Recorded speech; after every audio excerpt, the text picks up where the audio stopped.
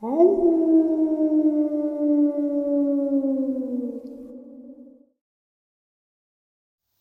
and salutations, everyone. I hope everyone is doing well, and welcome to this evening's bonus. Before we jump into it, a couple links. As many of you know, I rely on Patreon, PayPal, channel membership, and the merch to help the channel to continue to grow and go. Links to Patreon, PayPal, and channel membership is in the description below. Merch displayed directly under the video. Also, Dogman Frightening Encounters, Volume 1 through 3, the audiobook versions. They were written and researched by Tom Lyons, narrated and produced by me, Jeff Nadolny. Those audiobooks are available on Audible, Amazon, and iTunes, links to which are also in the description as well. And finally, last but definitely not least, if you'd really like to help support the channel to continue to grow and go, simply subscribe. It doesn't cost you a cent. Click that like button, takes half a second.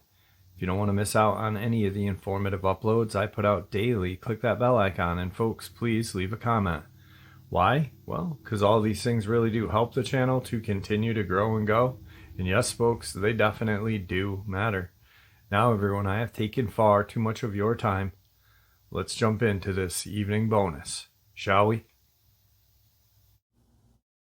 Tonight's first encounter just happens to be in my backyard, the Adirondack Park.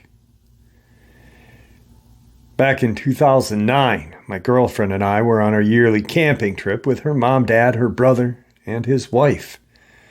That year, the six of us had traveled north from where we live near Albany, New York, to a campground in the Adirondacks. It was a small campground, but they had full cabins as well as sites for RVs and tents. My girlfriend's parents rented one of the cabins for the week, and we planned on setting up a tent for ourselves just outside of the cabin. We had left right after work on Friday. We ate dinner when we got there and hung out around the fire pit. All of us talked about all sorts of things that night. It was a great first night. We were all pretty tired though, so we headed to bed around 9:30. We had been up since 5 that morning and worked a full day, so we were pretty tired. The moon was full, so there was plenty of light around, but not enough to see details beyond 20 feet or so. I pitched our tent relatively close to the cabin. My girlfriend's brother and his wife pitched theirs on the far side of the cabin, maybe 50 feet away. About an hour later, after falling asleep, I was awoken by my girlfriend, who said she had heard something outside of the tent, but she couldn't see anything out the mesh window. She thought it sounded like heavy footsteps walking through the leaves and twigs as it moved around our site. We were near the center of the campground where there weren't too many trees. I listened a bit, and I could barely lift my head because I was so tired. I didn't hear anything, so I told her not to worry about it, that whatever it was probably going to move on soon. It was just some forest animal checking out our scent. I instantly fell back to sleep, but was awoken again when she nudged me a few minutes later, saying that whatever it was had moved closer to our tent. She said that she could hear breathing outside of the tent and felt like something was staring at her through the mesh window. Now I reluctantly gave in, woke up, and checked out what might be going on. I told her not to move as I slowly unzipped the flap of the tent. As soon as I did this, my girlfriend let out a scream because something jumped from the area right outside of our tent and jumped into the trees right across from us. We both saw it at the same time before it darted behind the trees. It then stopped looking back at us. It was maybe 7 feet tall, muscular, with a large head and long hair. The creature didn't seem aggressive, but instead seemed curious as it stood there staring at us for what felt like a long time. It had yellowish eyes that almost seemed to glow in the dark, and I remember seeing a mouth with sharp teeth. After standing there for a few seconds, it turned and slowly walked away into the woods on the other side of the campground. I unzipped the tent flap all the way and stepped outside very cautiously. I looked in the direction that it had gone and couldn't see anything in the dark. I stood there for a bit listening before I went back inside the tent and zipped it up. I was now doubting if we had really seen anything at all but At the same time, we both just lied there in our sleeping bags for several minutes, not saying anything and barely breathing. We were both in shock at what we had just witnessed. We stayed awake for probably the next couple of hours, and we did both hear a distant screaming-like sound a few times that night, but somehow we both managed to fall asleep, although I have to admit I had dreams about being chased and running for my life through the forest. The next day, when we had all got up and were making breakfast, I told my girlfriend's brother about what happened. I asked him if he had heard or seen anything at all, but he said he hadn't. So it was looking as if only my girlfriend and I had experienced this thing. But later that day, after the morning hike, we were sitting in the cabin with her mom and dad when one of the campground managers came by with his dog. The dog looked like a German Shepherd mix. The dog was acting very strangely, as if it had spotted or smelled something unusual in the area and was trying to pull its owner towards it.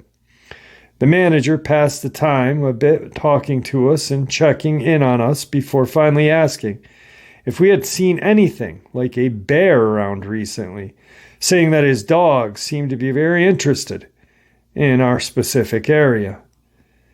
He was wondering what could possibly be up. When we told him no, he seemed relieved, but said he had received a report from another camper that they had seen something large and black, almost looking like a bear in the area, and that it was smart enough to have learned how to open their locked food storage container. I don't know if that's what we saw. I don't believe it was a bear. I know bears don't usually stand 7 feet tall and walk on their back legs. I'm pretty sure bears are nocturnal, so there's that. What exactly did we see that night? I'm not sure, but it was definitely something very strange and out of the ordinary. My girlfriend and I are confident that it was not a black bear, but something much more. And the fact that other campers had reported seeing something similar in the area lends credibility to our experience. Tonight's second encounter is a subscriber-submitted experience. He also shared a couple of photos and a very terrifying text between he and one of his friends. I'll share those photos right at the end of the encounter so you guys can see them. We're going to refer to this subscriber as C because he wants to remain anonymous. Hey Jeff, my name is C. I'm a long-time listener but first-time sharer. After watching your video of that tree crashing through the woods near you, it gave me a bit of PTSD, I guess you could say. A bit of background on myself. I'm a 34-year-old male from Michigan.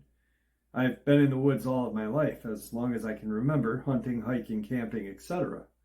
I'm also a certified arborist and have been in the tree industry for about 16 years now, which will come into play in this particular encounter I'm going to share. I'm a pretty normal guy, married, kids, house, dog, etc. On to the encounter, in which I will share a few photos as well. Sorry, I didn't get a photo of what I encountered, so don't get your hopes up. Last year, September of 2022, I was on a bow hunting trip in Wisconsin. We had hunted all along the Wisconsin River on state land. The closest town to us was called Millville. We had hunted for a few days already with no success. We decided to head up a large valley/draw with what the locals call hills, but what we called mountains with our 60-pound packs. There were 3 of us in total, and we came to a fork in the washout we were hiking up. The 2 went left and I went right. I kept heading up a couple hundred yards, this large washout with almost vertical banks on each side. The initial incline to climb the washout was about 6 or 7 degrees. Once I saw a bank that was able to be climbed at approximately 15 degrees, I took it and headed up the mountain, or hill if you're a local. I worked my way up until I finally saw some signs of deer. Almost to the top of the ridge is where I spotted my first trail running along a hillside. I walked past it to see if there was another trail or another sign, and sure enough, there was about 30 yards from the first. I decided I was going to set up between the two and split the difference. The second trail was about where the hill started to level off a bit. Not exactly flat, but not what I had just climbed up. The weather that whole week was great. This particular day it was the mid-60s and almost zero wind. I had just tossed some milkweed to see where the wind was pushing scents, and it didn't move much before hitting the ground. I had decided to drop my pack and my bow and walk a bit up or down the upper trail to see what direction it was heading, and to know about where to be looking for deer to come out of the brush. The area I had stopped in was a bit thicker with underbrush, so visibility wasn't very far at all. As I walked down the trail, I noticed a very apparent tree that was bent over and lodged into another tree, which I will send pictures of. The tree itself was about 6 to 8 inches in diameter at chest level, and maybe standing straight up, the tips would have been possibly 30 feet or so. In the pictures, you can see that it was purposely wedged into another tree directly over the game trail I was walking on. Immediately, my hair stood on end, and I looked around for any other structures or any other structures or den type setups, and saw nothing. After snapping a few photos and a video, I decided to continue my hunt and not try to explain to the other guys I was with that I'm possibly seeing a Bigfoot marker, as they would talk crap to me and tell me I'm dumb and all that. So as I stated, I decided to continue the hunt, got set up in a tree between the trails about 40 yards from the bent over tree, which was in my setup until 6 o'clock. I hunt in a saddle, so I have to build my ladder as I go and set my platform when I get to the height. And once I'm all set, I have a rope attached to my bow. I pull that up and I'm set to go. So I climbed up, and I'm trying to be quiet because there is no wind to cover my sounds. Once I got to the top and set, I went to pull my bow up and got some resistance on the rope. I looked down to the bottom of the tree to see what I'd snagged onto, see that I was hooked on a small vine.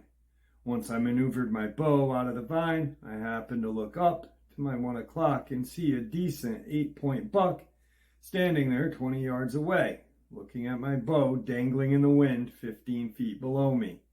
As I pulled my bow up and he followed it up and noticed me, he spooked and ran about 10 yards and stopped to look at me again.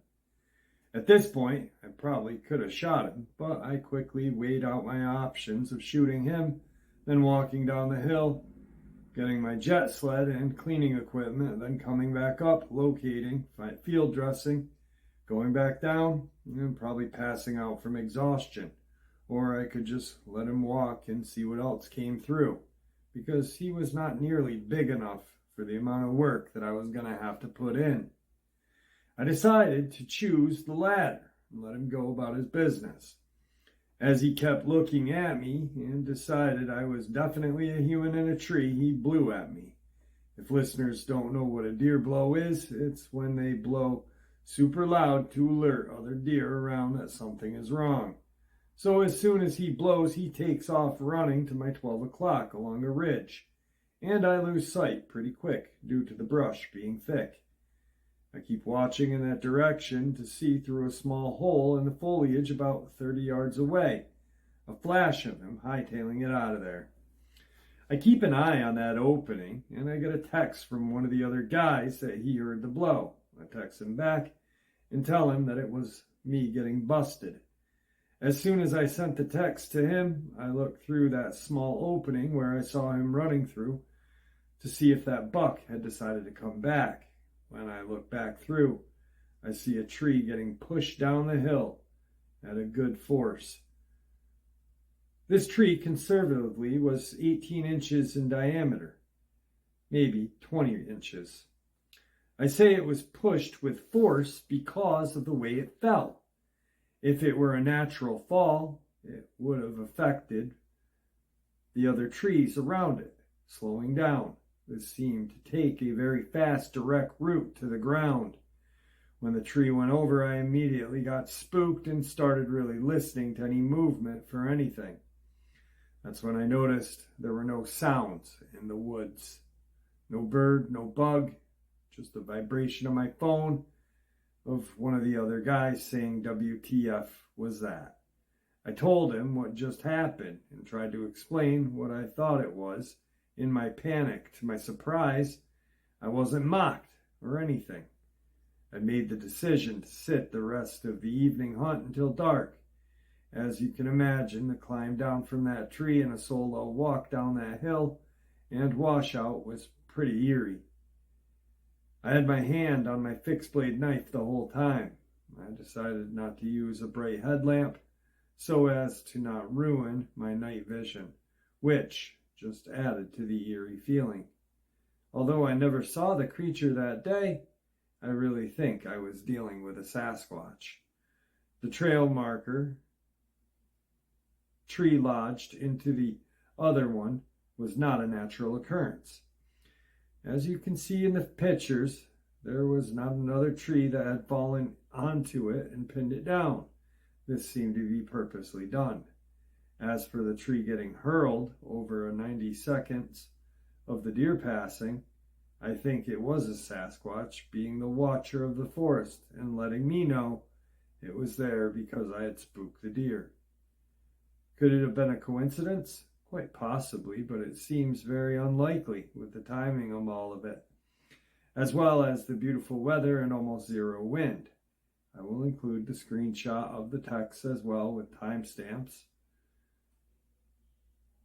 of where the other two were in relation to me and how loud the tree falling was for them to hear at a couple 100 yards away through the woods. At the time of the incident, I never smelled anything as the thermals were pulling down the hill and not in my direction.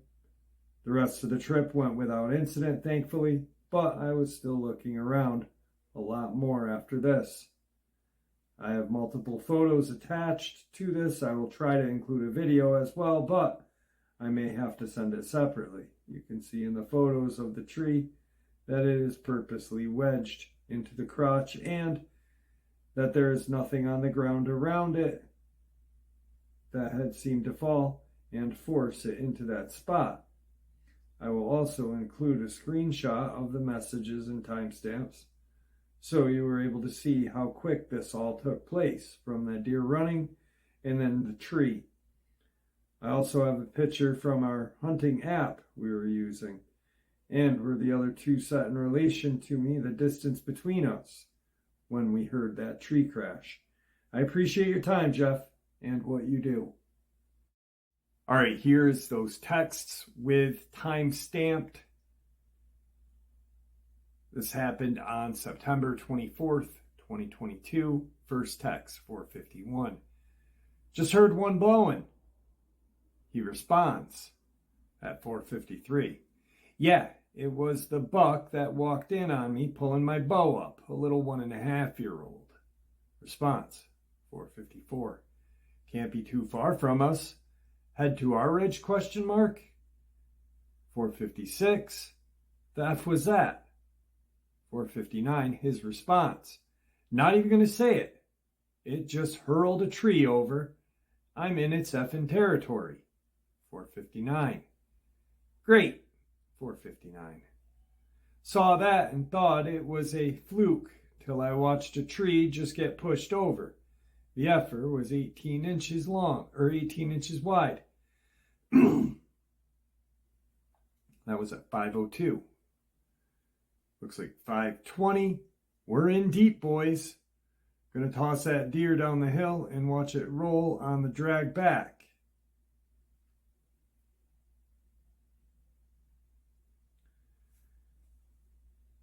Here are those photos.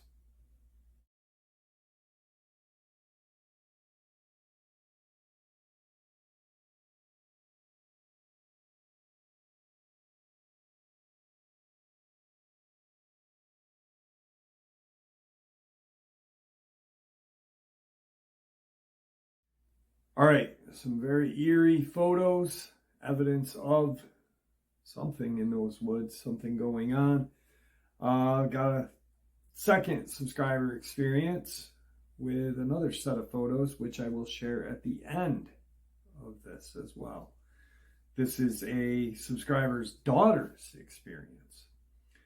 My daughter Kay was driving back to her home in Viburnum, Missouri, from her mother-in-law's house, who lives in Caledonia, Missouri.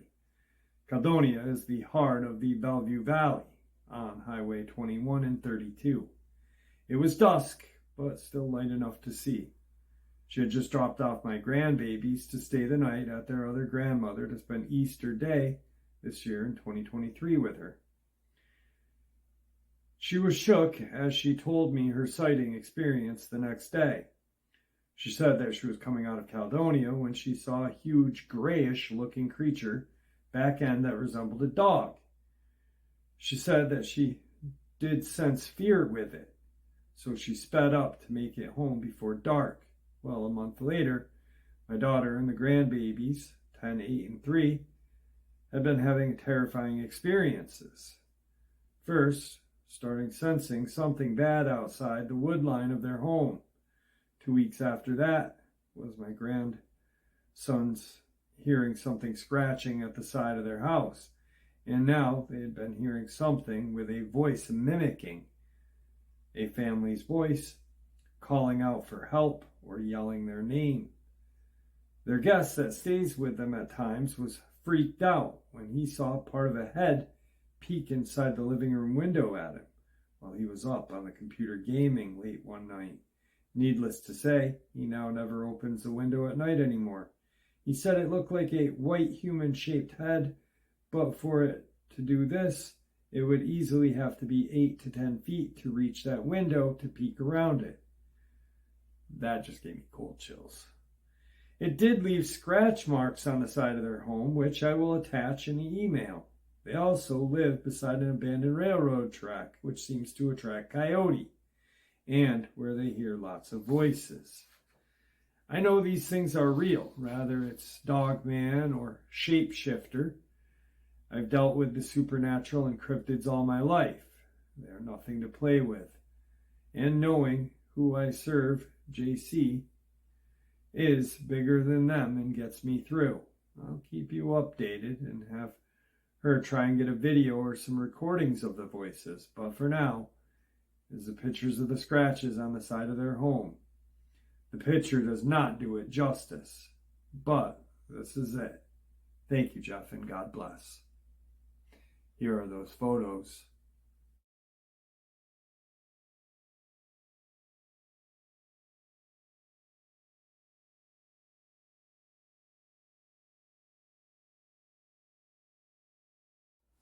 All right, so you can see the scratch marks. Like she said, it doesn't give it justice, but that was just an absolute chilling experience, a chilling story. Can you imagine just you're playing a game and you look over and there's this kind of whitish head, and you know that whatever that is has to be X amount of feet taller than 6 feet to look through. 8 or 10 feet tall.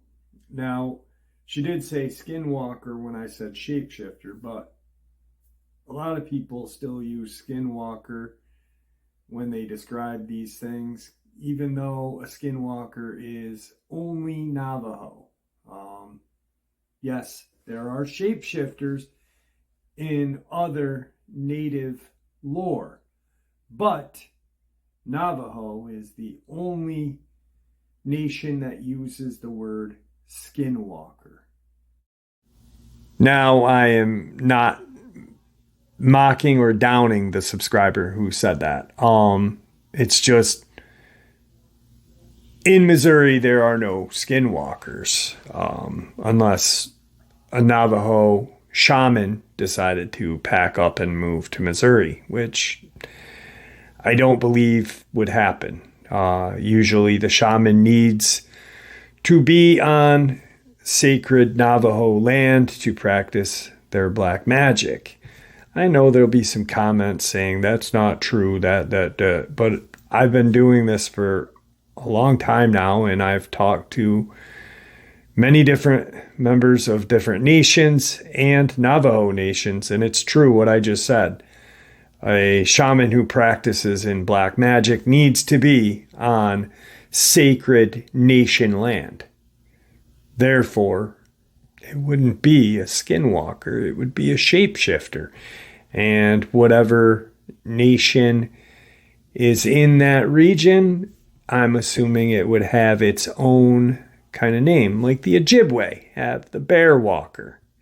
So, next subscriber experience, there was a recent live stream, and a subscriber said, I had killed one of these. You know, that popped right up. I honed in right on that, and I was like, yo, email me that experience, brother. I want to talk to you. And he did. And it's a shorter email, but he is going to give us some more detail. And also he is going to come on and share the experience in his own words. So I'm looking forward to that. He wants to remain anonymous for reasons that you will see why. First, he killed one. And second, how the disposal of the body happened. So let's get into it. So I have killed what I believe to be one of these beasts. They are monsters. I'm Native American and an avid hunter and outdoorsman situated in what we call the Northern Ontario. Situated in what can be called Northern Ontario, excuse me. One season late many years ago, I and several of my cousins are set up for moose hunting. We have stands set up, and one of us are so good at calling that sometimes we get a bull 10 feet in front of us mock charging. It's an easy kill for those of us at the side. I'm a firearms aficionado, whereas my cousins are just pragmatic. I had a 45-70 government lever action. Can drop anything in North America easily. My cousins, they were also overkill for moose. I think one had a 300 Win Mag and two had 30-06s. Anyway, we brought the bull down in a single shot through the heart. That night was almost a horror story. In the process of gutting the damn thing, we heard the most wretched howl any of us had ever heard. Light was fading fast, and we were not willing to abandon our kill. We heard heavy steps circling around us as we gutted the moose. It came at us, and we shot at it in terror. We killed it. I can describe the dead creature in front of me as bipedal, muscular, digigrade legs, wolf-like head, and long arms. We had seen what we killed, and superstition set in. It was a monster. We were set up for moose hunting. We cut off its head, cut out its heart, and burnt the rest. So, right there. That's an interview I want. That's an interview we're getting. I promised.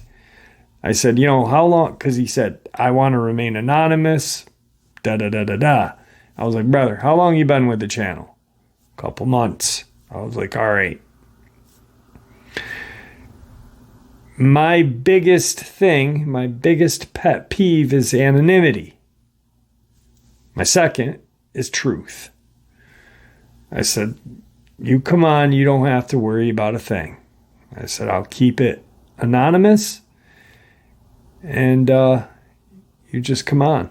So he's going to take some time to write a little more of what happened in detail, and then I'll share that and then have him on probably the next day after, which I am looking forward to, because just of what he shared here is gold for an encounter. I mean, the Native Americans, and I like how he said it, the superstitions kicked in.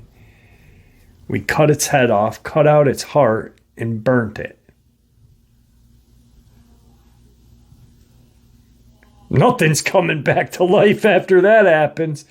Anyway, let's get into tonight's final subscriber submitted encounter.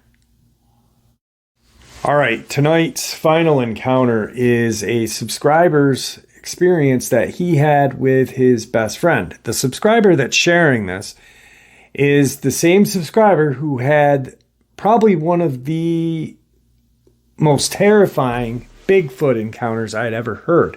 He was out in the woods and backed up, turned around, and was face to chest, but face to face with a large Sasquatch. Now, here is his and his friend's experience. Check this out. This encounter happened around Stone Mountain, Georgia, July of 2000.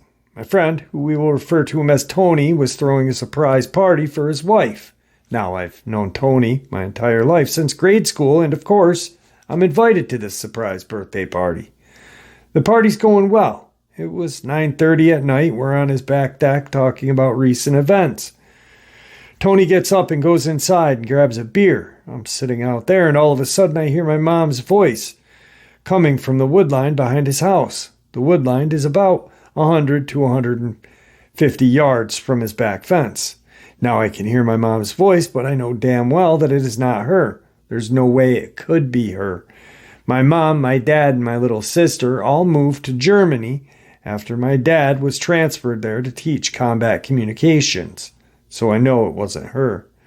Tony steps back out onto the porch with a beer, saw the look in my eyes, and asked what was wrong. I told him I could hear my mom's voice coming from the woodline, and he immediately asked me to point in the direction of where I was hearing the voice.